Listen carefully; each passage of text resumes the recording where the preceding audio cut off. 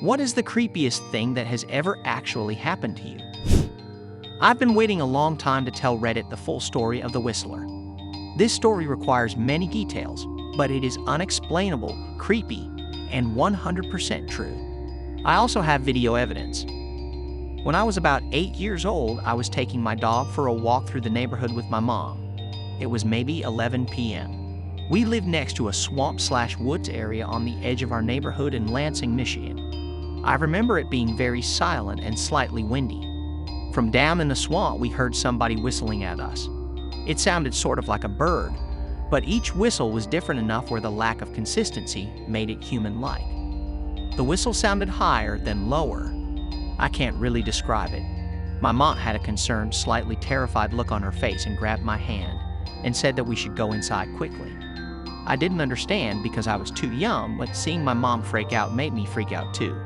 After a while, though, I kind of forgot about it. 2 years later, I was taking my dog out again, late at night. There is a large bush that could easily obscure a person behind it just next to the front door.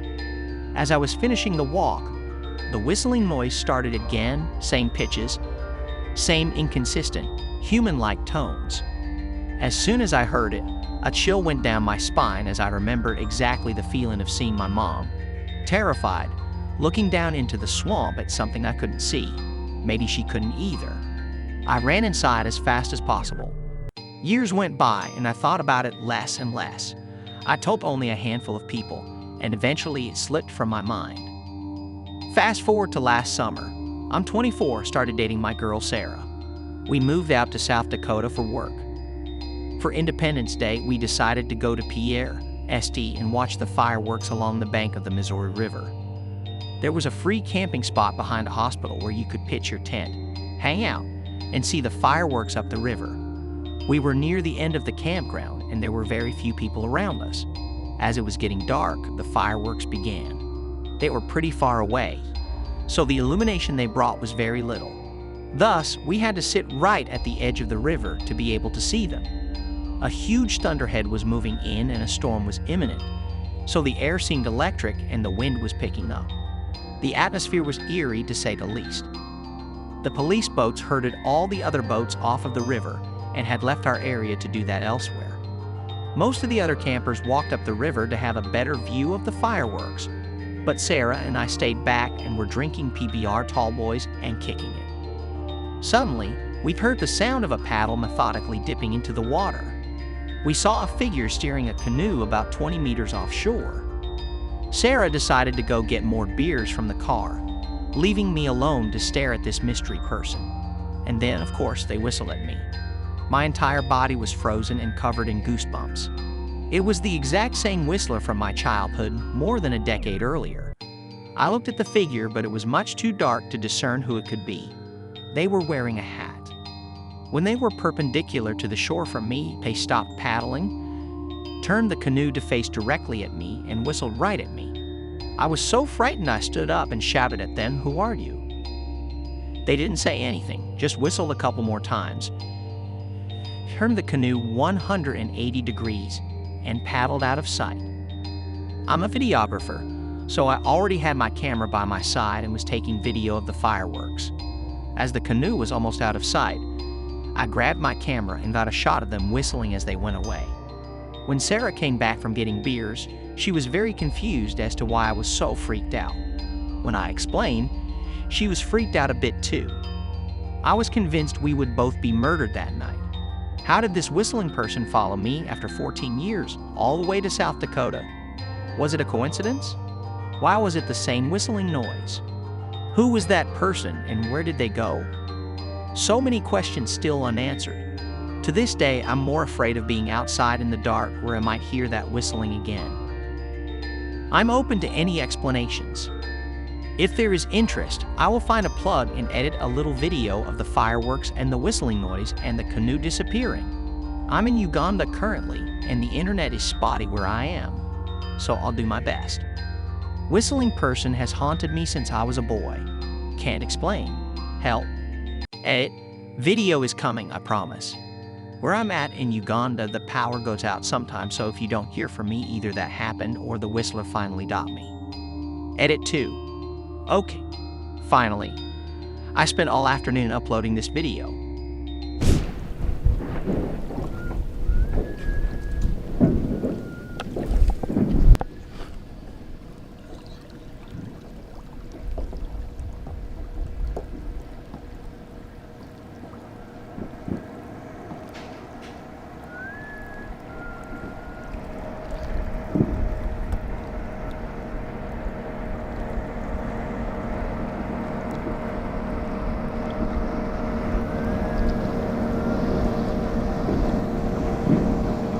When I was still getting shots of the fireworks, I heard the whistling starting. I was too afraid at that moment to point the camera directly at the canoe, so I just turned my microphone towards it and kept a low-key shot facing downriver towards the fireworks. If you wear headphones, you can hear it better. It's the two-note whistle, high then low. "You can hear me?" asked my guff. "Are you whistling? Is that you?" She said no, but I wasn't sure, so I told her stop it because I was getting scared.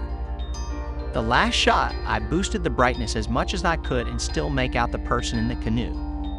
It looks like they're wearing a red sweater or something. Edit.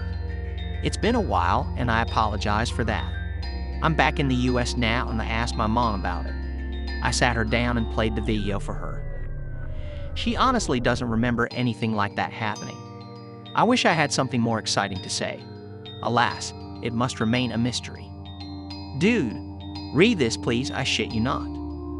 In my country, Venezuela, there is a legend about a guy called El Silban, the Whistler, a sort of damned soul that warns people of their coming death. I'm not making this shit up. I'll try to translate parts from the article for you to see if they fit what you experienced. The legend is that of a young man who killed his father as a revenge because he had killed his wife and called head a whore. After this event, his grandfather had him tied to a pole in the middle of a field and whipped him, had his wounds cleaned with aguardiente drinking alcohol, and released him with 2 rabid and hungry dogs, but before release he cursed him to carry his father's bones for the rest of eternity. He has a particular whistling similar to music notes, C, D, E, F, G, A, B in that order, going up to F and then going low to B. It's said that when the whistling is heat closely, there is no danger because he is really far. But when the whistling sounds far, he is really close. It's also said that the whistling announces the death of those who hear it. He can be anywhere at any time. It seems that the only thing that can save the person that hears it from afar is the bark of a dog, because he is afraid of it, also of chili peppers and whips. The soul takes revenge on womanizing men. Many inhabitants of Los Llanos speak of seeing him, particularly during summer, season in which the Venezuelan savanna sears under the strain of drought, and El Silban sits in the stumps of trees and gathers dust with its hands. But he is primarily encountered in times of humidity and rain, when the specter roams hungry for death and avid to punish the drunk, the whoremongers, and from time to time an innocent victim. It's said that he sucks on the navel of drunk men when he finds them alone to drink the alcohol that they drank, and he rips apart the whoremongers. He takes off the bones and puts them inside the bag in which he carries his dad's remains. Some versions say that he looks like a long giant, 6 meters tall, who walks from treetop to treetop, while he emits his terrifying whistling and rattles inside the dusty old bag the pale bones of his misfortuned father, or, as some claim, his multiple victims. Other versions state that he presents as the shade of a tall and slender man with a hat specially to drunk people. It is said that El Silban may appear near a house on some nights, leaving the bag on the floor and counting the bones one by one. If one or more people hear him, nothing will happen. But if no one hears, at dawn a family member will die in his sleep. In the Colombian eastern Llanos, where he is called El Silbador, they believe it's the wandering soul of a party-loving womanizer who died in solitude, and people claim that he seeks the company of someone who dares ride horseback late at night. But this kind version is an exception because, also in Colombia, some others say he chases pregnant women, that his wilting penetrates the ear, chills, and that if someone hears a high-pitched tone, it omens the death of a woman, while a low-pitched tone omens the death of a man. In any case, that woman or man is generally someone known by the one that heard the whistling. Edit. This gave me chills, dude.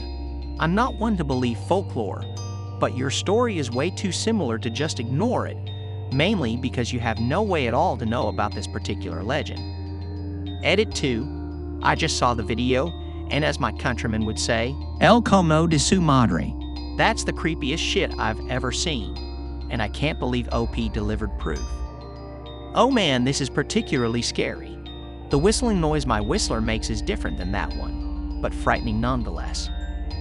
What's even creepier is that every encounter I've had with them has been with a dog. The first 2 times with my dog. The third, last summer, there was a family up on the road with a dog playing frisbee. I'll have to start carrying chili peppers with me in case I don't have a dog around to protect me.